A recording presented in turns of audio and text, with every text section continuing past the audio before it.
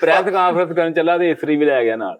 ਉਹ ਕੱਪੜੇ ਪ੍ਰੈਸ ਕਰੀ ਦੇ ਯਾਰ, ਵੈਸੇ ਹੀ ਪ੍ਰੈਸ ਕਾਨਫਰੰਸ। ਬਾਕਸਿੰਗ ਵਾਲੇ ਗਲਵਜ਼ ਨਹੀਂ ਹੁੰਦੇ, ਉਹ ਪਾ ਕੇ ਬੜੇ ਬੁੱਧੇ ਮੁੱਕੇ ਮਾਰਨ ਦੇ। ਮੈਂ ਕਿਹਾ ਕੀ ਕਹਿੰਦਾ ਏਦਾਂ ਬਦਤਮੀਜ਼ੀ ਨਹੀਂ ਹੁੰਦੀ। ਆਹੋ ਕਹਿੰਦਾ ਏਦਾਂ ਨਹੀਂ ਬਦਤਮੀਜ਼ੀ। ਦੱਸ ਯਾਰ, ਸੋਹਰਿਆਂ ਘਰ ਗਿਆ, ਉਹਨਾਂ ਨੇ ਤਾਂ ਘੰਟੇ ਨੂੰ ਕੁਛ ਨਹੀਂ ਪੁੱਛਿਆ, ਚੱਕ ਕੇ ਵਾਸ਼ਰੂਮ ਚੋਂ ਨਿਕਲਣ ਦਿਆ, ਕਹਿੰਦਾ ਤੁਹਾਡੇ ਘਰ ਕੁਛ ਦੇ ਕੇ ਚੱਲੇ ਆ, ਕੁਛ ਲੈ ਕੇ ਨਹੀਂ ਚੱਲੇ।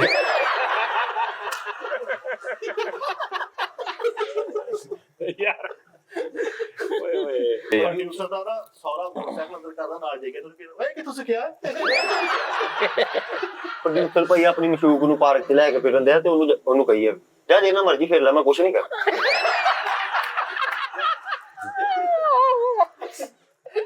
ਪ੍ਰੀਤ ਦੇ ਸਾਜ ਇੱਕ ਮਹੱਲੇ 'ਚ ਮੋਟਰਸਾਈਕਲ ਚੱਕਿਆ, ਉਹਨਾਂ ਨੇ ਦੇਖ ਲਿਆ, ਕਹਿੰਦਾ ਨਹੀਂ ਇਹ ਪੱਲੇਦਾਰੀ ਦੀ ਸੀਵੀ ਦਿੱਤੀ, ਉਹ ਚੈੱਕ ਕਰਨ ਦਿਆ। ਪੱਲੇਦਾਰੀ ਦੀ ਸੀਵੀ